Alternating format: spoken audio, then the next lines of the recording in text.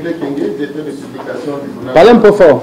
Je suis Sinclair Kenge, directeur de publication du journal La Note d'Afrique. Ouais. Monsieur le Président, vous rejoignez l'UDIS, et alors on est en droit de se poser la question, que devient donc le BDC? Est-ce qu'il est dissous? Le BDP, pardon, le BDP, est-ce qu'il est dissous? Est-ce que vous passez la main du BDP à quelqu'un d'autre? Bon, reprenez un peu la fin, je n'ai pas bien compris. Je dis, est-ce qu'on aura donc désormais un UDIS BDP pour une fusion-absorption? C'est important de clarifier les choses. Ceux qui me connaissent savent que je parle toujours sans langue de bois. Je crois que vous avez écouté, dans mon propos préliminaire, je dis que c'est sur la base de nos convictions que nous avons soutenu Ali Bongo Ondimba. Nous n'avons rien demandé en termes de retour d'investissement parce que nous restions convaincus que la politique, quand on y participe à un très haut niveau, c'est l'univers par excellence où on peut en très peu de temps apporter des changements qualitatifs et quantitatifs dans le quotidien de ses compatriotes. Nous nous sommes donc investis pour cela et avec l'ambition de voir l'excellent projet qu'Ali Bongo avait se concrétiser. Je crois qu'aujourd'hui, nous sommes en bonne position pour tirer les leçons à la fois de notre présence, mais également d'un certain nombre de rapports. Avec l'UDIS et le président Hervé Opianga, nous avons longuement échangé sur nos passions en tant que leader politique, mais également sur l'essentiel. Aujourd'hui, je crois que c'est l'une des rares personnalités politiques qui pense que les Gabonais devraient se consacrer au Gabon et arrêter les rhétoriques inutiles, fusion, absorption, adhésion, tout ça. Il faut aller vers des initiatives de groupe qui permettent de donner aux Gabonais la visibilité dont ils ont besoin aujourd'hui dans le champ politique.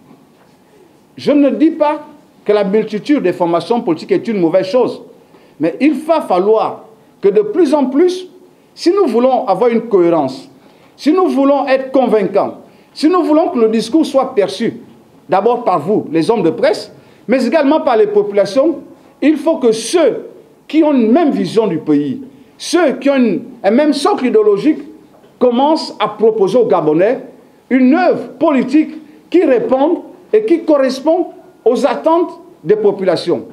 Donc, nous avons fait le pas. Nous nous sommes dit que pour être cohérents avec nous-mêmes, fusionnons, et il y a un certain nombre de situations en termes de représentativité que nous respectons. Donc, naturellement, nous, on n'est pas là pour dire « oui, on fait fusion ». Non, nous fusionnons et nous prenons le label de l'UDIS de la manière la plus simple qui soit. Je suis heureux d'avoir à côtoyer un leader, mais je suis également heureux de devoir maintenant exercer mon leadership dans un vrai et grand groupe politique, parce que c'est à ce moment-là que nous voulons faire la différence. Nous ne comprenons pas qu'au Gabon, vous ne pouvez pas trouver deux grands leaders dans un même parti. Ce n'est pas possible. Or, la dynamique démocratique dans un parti se vit d'abord à partir des challenges internes. Quel que soit le parti que vous prenez à travers la planète, vous verrez, il y a un leader, et puis à côté, il y a des challengers. Des gens qui, à tout moment, peuvent rappeler la ligne idéologique, peuvent rappeler les engagements pris, parce que c'est une œuvre commune. Au Gabon, les partis politiques apparaissent comme étant des héritages de famille. C'est pour moi, j'ai créé. Donc si tu n'es pas d'accord, pars. Non, si tu n'es pas d'accord, on discute. Les militants choisissent le meilleur d'entre nous deux. C'est ce challenge-là qui me plaît, et c'est pour ça, nous ne parlons pas en enveloppant sur une rhétorique qui endort les gens à fusion. Nous nous adhérons à l'UDIS. Donc, à partir de maintenant, comme je l'ai dit, nous sommes soumis aux textes qui régissent le fonctionnement de l'UDIS. Donc, si d'aventure je suis candidat demain, j'irai sur les couleurs de l'UDIS. Si demain je convoque une conférence de presse pour tout autre point, ben, je parlerai au nom de l'UDIS. Simplement, si on voulait rire un peu, on dirait que l'UDIS vient de souffrir un courant rénovateur. C'est tout. Bonjour, Monsieur le Président. Pourquoi pas le Parti démocratique gabonais? Pourquoi le choix de l'UDIS? Parce que vous le dites très bien, vous soutenez la politique du président Ali Bongo Ondimba depuis 2009. Il est le président de la majorité républicaine et sociale pour l'émergence, dans laquelle vous restez d'ailleurs, en restant au sein de l'UDIS, donc vous ne pouvez pas faire le PDG. Et l'autre préoccupation, c'est celle de se dire que est-ce que le BDP se sent essoufflé en fait, et que le BDP s'est dit ne peut plus continuer. Et puis est-ce qu'on peut avoir un petit bilan quand même du BDP durant cette dernière année? Une question, elle est complexe. Hein? Non, vous avez dit pourquoi l'UDIS. On demande pourquoi pas le PDG directement. Pourquoi pas le PDG? Les raisons sont simples, je vous l'ai dit. Moi, je ne suis pas à inventer des, comme on dit, des leitmotifs pour que les gens essaient de comprendre. Je dis ce que je veux dire, je le dis aussi simplement. Maintenant, celui qui comprend, tant mieux. Celui qui ne comprend pas, ben, je laisse comme ça parce qu'il n'y a rien à expliquer. Nous avons choisi l'UDIS. Nous le répétons encore. Parce que le président Hervé Opianga et moi avons une convergence de vues. Et à mesure que nous évoluons dans la grande famille présidentielle, il nous est souvent arrivé d'avoir des positions communes sur la plupart des questions, notamment sur les rapports que le numéro 1 de la majorité présidentielle devrait avoir avec les partis. Sur le fait que nous ne sommes pas affiliés au PDG, mais nous avons un accord politique avec le président de la République. Or, il n'y a personne ici qui puisse dire qu'il a vu le président de la République recevoir les partis de la majorité en dehors du PDG. Ça veut dire que nous sommes souvent pleins de ce que m'a fait. Nous, notre rapport, ce n'est pas vers le PDG. Pourquoi si nous avons une réunion de la majorité, on dit venez au siège du PDG? Si le président doit parler à la majorité, c'est le secrétaire général du PDG qui nous convoque. C'est un parti politique, comme nous aussi. Donc, nous avons un accord de soutien à la présidence pour l'élection du président de la République. Or, cette majorité, il n'y a pas d'accord pour les élections intermédiaires. Nos plus farouches adversaires au local législatif, tout le monde sait, c'est les PDGistes. Mais une fois que les mandats acquis, on nous impose de faire des alliances. Monsieur Hervé Opianga et moi pensons que ce n'est pas une bonne chose. S'il y a des alliances, elles doivent découler sur toute la pyramide. C'est-à-dire de la base au sommet. Au local, on dit faites les listes de la majorité. C'est plus simple. Au législatif, faites des candidats de la majorité. Maintenant, au présidentiel, taisez-vous, nous avons un seul chef. Mais on ne peut pas dire taisez-vous au présidentiel, nous avons un seul chef. Et puis au législatif, on dit débrouillez-vous. Parce que si tu n'as pas d'argent, tu ne peux pas présenter des candidats. Mais ce que les gens oublient, c'est que nous répondons de l'actif du gouvernement. Nous répondons de l'actif de la majorité. Parce que ceux qui nous voient ne se rendent pas compte que le BDP n'a pas les mêmes facilités que le PDG.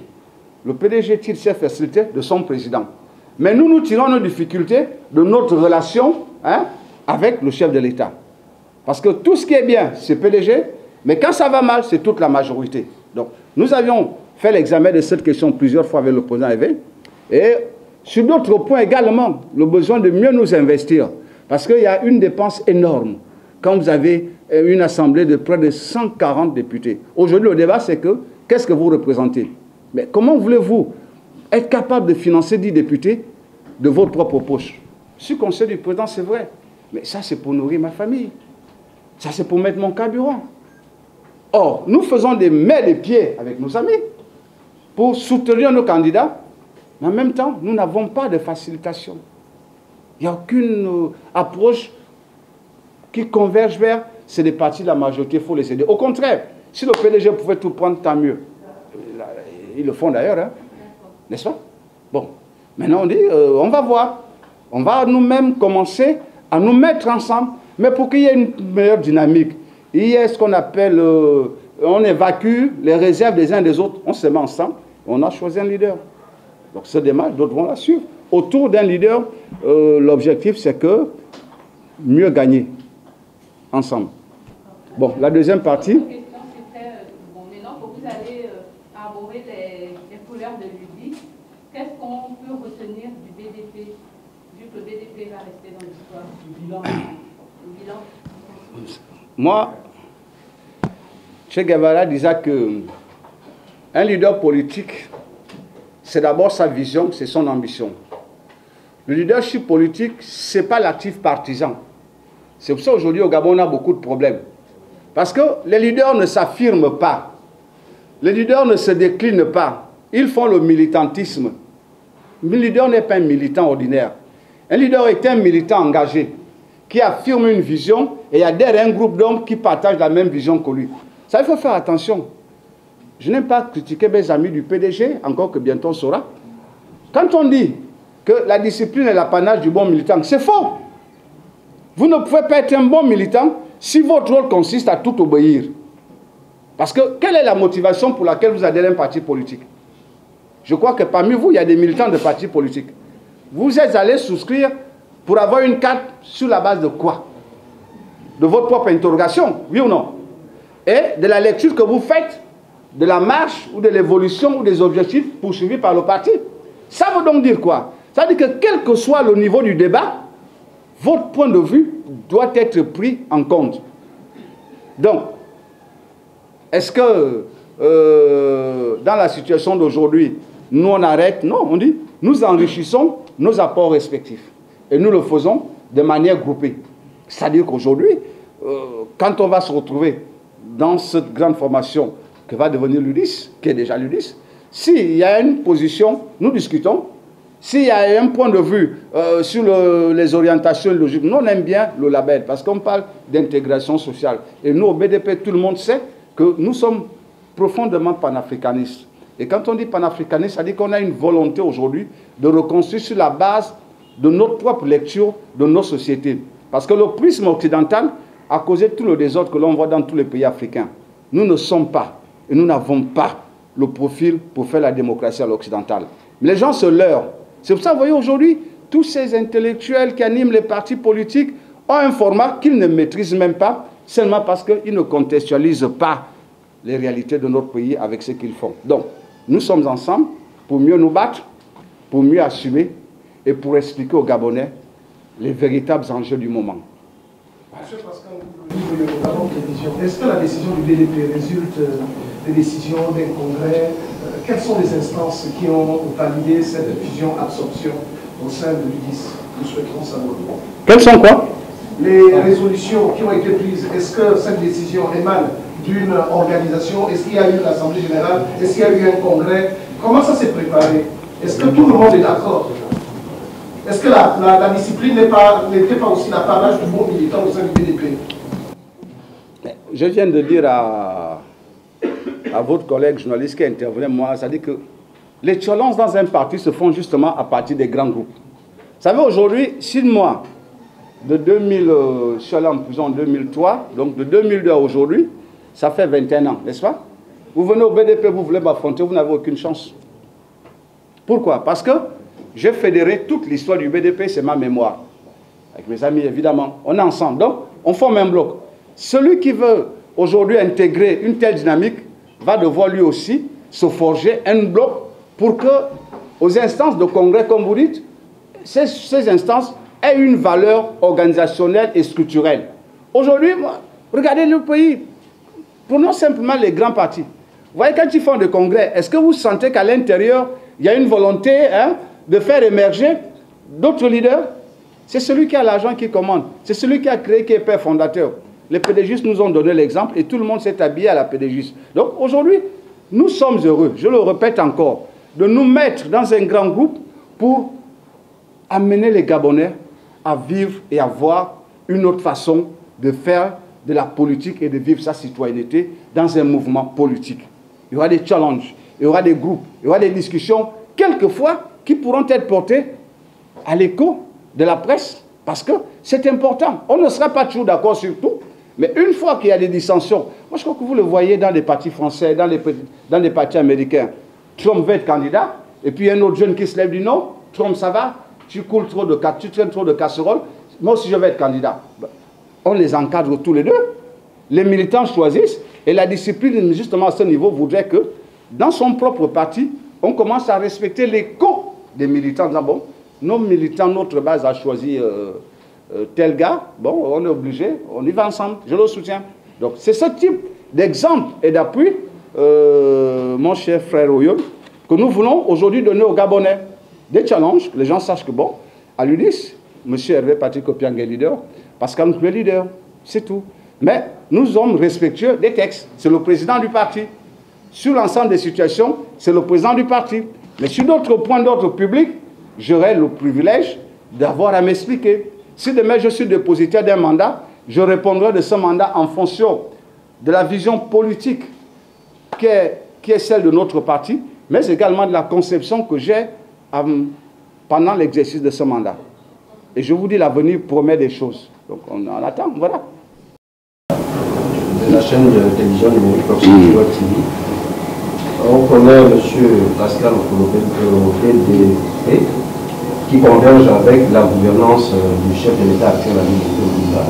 Alors, en allant fusionner, M. le Président, avec l'UDIS, quelle sera cette nouvelle offre politique qui pourra changer la donne au sein de l'UDIS et au sein de l'opinion gabonaise? Merci.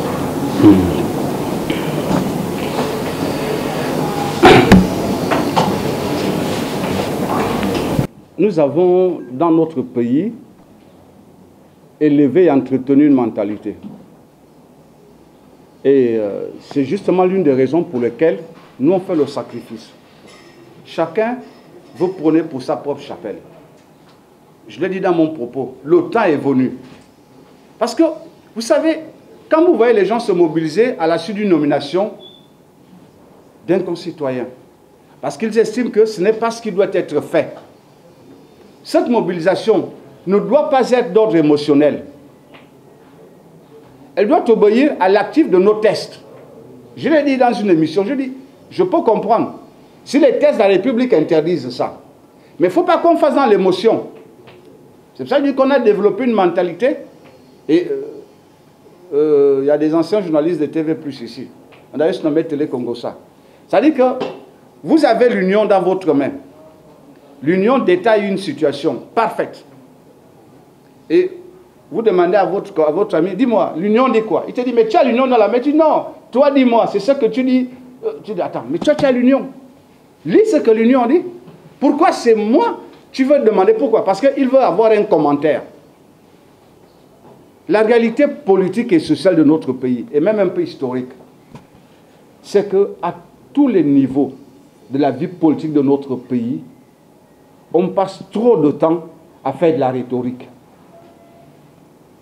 Et ça construit une mentalité d'assister à tous les niveaux, à tel point que plus personne n'ose prendre d'initiative. Quand on prend d'initiative, on espère que tout le monde va réagir, sauf celui qui... Ouais, bon, moi non, mais écoute, toi tu fais quoi? Commence à dire à l'autre, moi je fais ça. Si tu veux, viens avec moi. Est-ce que vous comprenez? Donc, qu'est-ce qui peut changer? Il peut changer, je l'ai dit, une démarche, une attitude, un engagement plus direct. Je dis, ceux qui savent, qui connaissent ce que le BDP a fait à une époque, savent qu'aujourd'hui, en prenant relativement notre indépendance, en acquérant une autonomie de temps, les choses vont bouger. Je vous ai dit, l'avenir est prometteur. L'avenir est prometteur.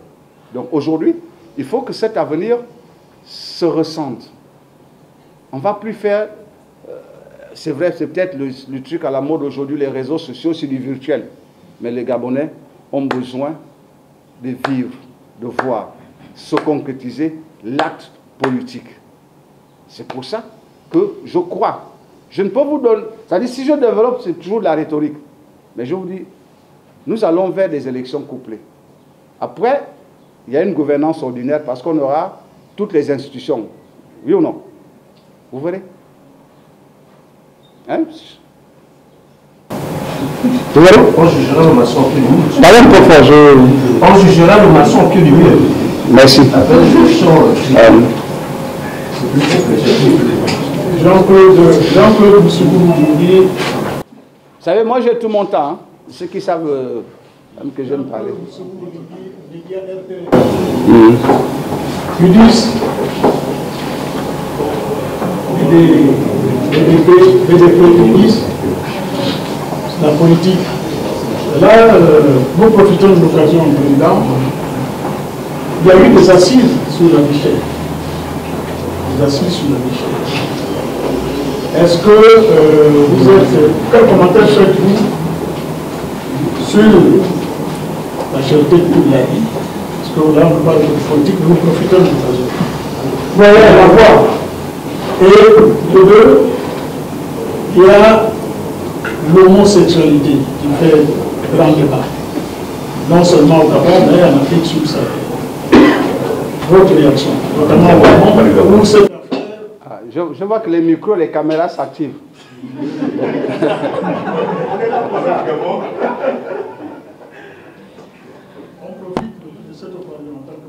L'UDIS, BDP, BDP, UDIS, je dis non. Il y a l'UDIS. Nous entrons dans l'UDIS. Nous formons un train avec des wagons uniques. Le président, c'est M. Opianga, jusqu'à ce qu'on arrive aux instances réorganisationnelles du parti après la séquence des élections. Ça, c'est clair. Il n'y a pas matière à débattre là-dessus. Ce que je disais, c'est que ça va susciter un intérêt nouveau. Parce qu'aujourd'hui, l'ambition de créer des challenges sur le plan national doit d'abord se vivre sur le plan interne de chaque parti. Il faut qu'il y ait un leader, il y a des challengers, des gens qui aspirent à prendre la tête du parti, pas sur la base comment on dit ça, pas sur la base des convenances internes, mais sur la base de la vision et du dynamisme qu'il faut pour que le parti vive. Regardez tous les grands partis. Bongo est parti, c'est son fils. Oui ou non? Manga Moussa voit son affaire là. C'est lui, sa femme, c'est la Trinité. Donc le père, le fils, voilà, ils sont là. Barreau, ouais, ses amis lui ont fait du non, partez. Mais moi je suis resté là aujourd'hui à Barreau, je reste là. On n'est pas d'accord sur l'approche de la collaboration, mais je reste là. C'est comme ça. Regardez l'Union nationale. On n'est pas d'accord, on va à côté. Non, on reste là. Pourquoi? Pourquoi les gens se séparent? Pourquoi? On reste là. Regardez le CLR, le Jean Boniface a scellé. Quand papa ne veut pas, il prend la fille. Quand il estime que c'est trop de la fille, elle va à la maison. C'est mon affaire. Il ne peut pas. Donc ce n'est pas l'UDIS, ce n'est pas le BDP, c'est l'UDIS dorénavant. Pour avoir la capacité à dire aux autres, ensemble on peut se battre. Vous savez, ceux qui comme moi aiment le sport, surtout le football, je crois qu'il y a des bons journalistes sportifs ici, Père Alain de Zone qui est parti. La bataille des vestiaires est plus féroce que le dévouement sur le terrain. Vous savez ça? Dans les vestiaires, vous pouvez vous tenir, vous pouvez vous insulter. L'entraîneur peut même flanquer une claque à quelqu'un. Mais quand vous sortez des vestiaires, vous êtes sur le terrain, vous n'êtes plus qu'un seul et même joueur. L'objectif, c'est de gagner pour toute l'équipe.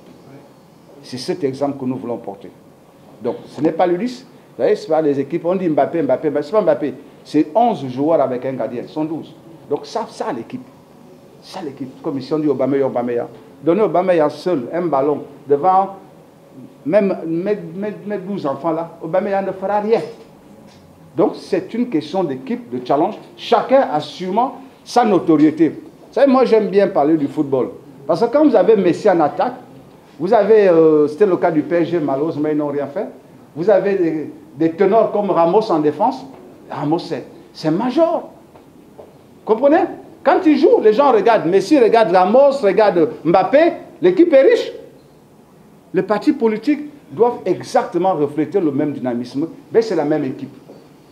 Donc ça, c'est pour que ce soit clair. Le BDP intègre l'UDIS. Les membres du BDP deviennent des membres de l'UDIS. Ça, il n'y a plus matière à débat dessus. Ça ne veut pas dire que je ne m'exprimerai plus sur des questions publiques. Ça ne veut pas dire que... Mais ça veut dire que dorénavant, je convoque la presse, j'aurais pris la précaution d'informer les autres membres du bureau sur tel point. Je leur accorde, je parle. Même si je n'ai pas leur accord, je suis citoyen. Et c'est là où on verra la densité du débat interne. Et c'est bien fait. Donc ça, c'est clair. Pascal Nkoulou, dès maintenant, est militant de l'UDIS. Et je dis militant, je n'ai pas négocié un poste, comment on dit ça, au bureau, non, non, non. Je suis militant. Je ferai mon cheminement de manière à ce que, quand les instances décisionnelles se retrouveront et qu'il faut postuler, je postulerai en fonction de ce que les tests disent. Voilà.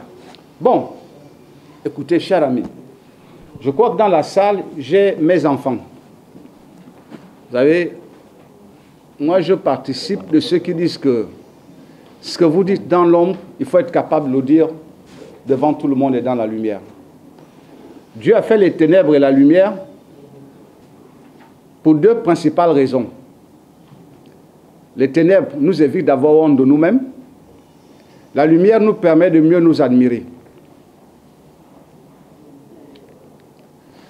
Depuis un certain temps, la planète est secouée par des phénomènes qui nous laissent à penser que l'humanité va à sa perte. Et la chose la plus extraordinaire, c'est que nous qui sommes africains, en venant même à polémiquer sur des sujets aussi inacceptables, on polémique dessus. Le fait de polémiquer, ça veut dire qu'on tolère. Vous avez écouté le gouvernement chinois parler de ça? Hein? L'UNESCO, les Chinois ne sont pas là-bas. Non, je pose la question. Vous avez écouté les Arabes parler de ça? Les Arabes ont racheté presque toute l'Europe. Regardez les supports sportifs. Hein? C'est Emirates. Regardez partout, c'est Qatar. C'est partout. Les stades, les équipes de football. Les Arabes achètent. Mais vous avez vu ce qui s'est passé pendant la Coupe du Monde, non? Hein? Ils ont dit, pas de brassard bizarre là. Les joueurs ont mis ça. Donc, c'est là pourquoi nous sommes ensemble avec l'UDIS. Parce que si je crie seul, il crie seul, on va dire, Pascal dit ça, M. Opianga dit ça. Mais si nous crions tous, comme dans ce salle-là, si nous nous mettons à crier ensemble une bonne fois, on dit non, le toit là va se soulever. C'est vrai, c'est physique. Le toit va se soulever. La question de l'homosexualité, mon frère, on descend d'abord l'étude de micro là. Mon frère, moi je suis un bon parrain. Je comprends? Dans mon village, personne ne me donnera de l'eau à boire. Si je parle de ça, même en blaguant. Je dis bien, même en blaguant.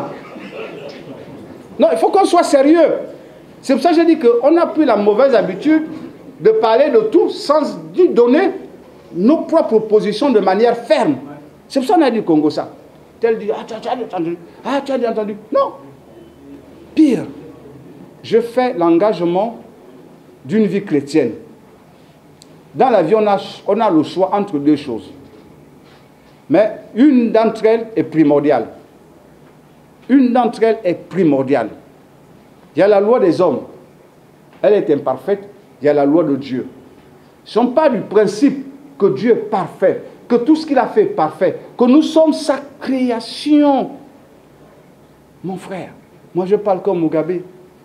Le jour que deux hommes donneraient un bébé, on pourra penser. Dieu nous a fait pour que nous soyons à son image, dans la capacité de reproduire la vie comme elle est excellente. Vous croyez que si, il y a 100 ans, ce phénomène-là s'était développé, on aurait peut-être un peu moins de la moitié de la population de la planète aujourd'hui. Les gens qui parlent de cette affaire-là, quel est leur objectif? Alors, mais ça dit qu'aujourd'hui, est-ce qu'on peut dire que ça ajoute une plus-value à notre société sur le plan de la planète? Ça donne quoi? Moi, j'attends quelqu'un qui me fasse asseoir, me dise que dans leur affaire-là, quand c'est comme ça, le pays progresse. Les machins, les enfants deviennent... Personne ne dit rien. Ils parlent de liberté individuelle. Mais la réalité aussi que ça se faisait déjà dans l'ombre. C'est pour ça que Dieu a créé les ténèbres. Pourquoi ce qui était dans l'ombre et qui était honteux, on va ramener ça à la lumière jusqu'à imposer que nos enfants apprennent que cette affaire-là est normale. Papa, c'est un papa, maman. Bon, c'est trop fort. Donc, moi, je dis, de manière ferme, en tant que père de famille, je ne peux pas le tolérer. En tant qu'Africain, c'est inconcevable. Et aujourd'hui, il faut qu'on fasse attention. Le gouvernement de la République n'est pas au-dessus du peuple. Le peuple est souverain. Si, dans nos écoles, là, ils insistent, ben, prenez la décision de ne plus envoyer vos enfants à l'école. N'attendez pas. Le gouvernement est soumis. Le gouvernement a des conventions internationales. Nous, on n'a aucune convention internationale. Moi, je paie l'école de mes enfants. Je ne paie pas leur scolarité pour qu'après ils apprennent que papa, maman, non. Non, je ne paie pas pour ça. Et je ferai partie de tous les mouvements qui se souleveront à la rentrée pour s'opposer à cette affaire-là. Et que même plus loin, S'il nous est donné d'arriver à des postures suffisantes à l'Assemblée, certaines choses devront être revues. Apprenons à rester nous-mêmes. Les Chinois dominent la moitié des États-Unis. Les États-Unis sont endettés dans la dette des Chinois. Ils ne peuvent rien leur dire. Les Arabes contrôlent le monde. On ne peut rien leur dire. Ils décapitent. Dès qu'on apprend que tu es dans cette affaire chez eux, c'est pas de midi à 14 ans, on te tranche le cou. Les Blancs les ont condamnés. Ils ne font pas les affaires avec eux. Alors, qu'est-ce qu'ils veulent nous imposer? De quel argent est-ce qu'ils parlent? De quel argent ils parlent? On a été esclaves 400 ans. On est sous leur botte là depuis... On vit quoi? Donc c'est cette affaire-là qui va, toi et moi, nous donner un mieux-être? Non, je crois que Dieu me préserve. J'en parle avec passion parce que je veux même voir le maître ou le Gabonais qui va enseigner ça aux enfants. Oui, parce que lui, il assume. Il faut que ce soit comme ça. Moi, je suis professeur. Je ne sais pas quelle matière il va s'agir. S'il veut intégrer ça dans les sciences naturelles, je crois, non? Non, mais entre nous, franchement. Franchement. Donc, je suis contre. Je manifesterai contre. J'agirai contre. Et je souleverai au besoin les parents d'élèves des écoles où mes enfants prennent, si jamais ça venait à se faire. Mais je vous dis vos élections. Comprenez? C'est une des questions primordiales aujourd'hui. Il faut en débattre. Il faut que ceux qui sont contre le disent clairement. Il ne faut pas surfer comme ça. On est contre, on est contre. Ça doit partir. C'est tout. C'est tout. Moi, je ne fais pas dans le politiquement correct parce que les colons... Non, non, non. Moi, je suis Gabonais. Mon intérêt va au Gabon et à mes enfants. Voilà. Je voulais vous dire merci. Une fois de plus encore, je l'ai dit dans mon propos, ce n'est pas un au revoir, ce n'est pas non plus un adieu, mais c'est une volonté de construire ensemble, en marchant aux côtés des hommes qui pensent comme nous, en agissant avec des hommes qui croient au Gabon et qui sont prêts à tout donner pour le Gabon. Ça a été notre, je vais dire, notre pédigré depuis toujours. Nous avons fait la prison, je crois que M. Opiangossi a fait la prison, pour les mêmes causes. Nous sommes, sur le plan générationnel, meublés des mêmes souvenirs du Gabon. Nous sommes encore liés par un certain nombre de situations. Et je voulais ici dire que c'est un choix judicieux et invite tous ceux qui pensent qu'aujourd'hui il faut se joindre à des grands groupes pour exister, pour donner de la crédibilité au discours et à l'action politique. L'avenir nous appelle à cela. Donc je vous remercie d'être venus très nombreux. On va s'accorder.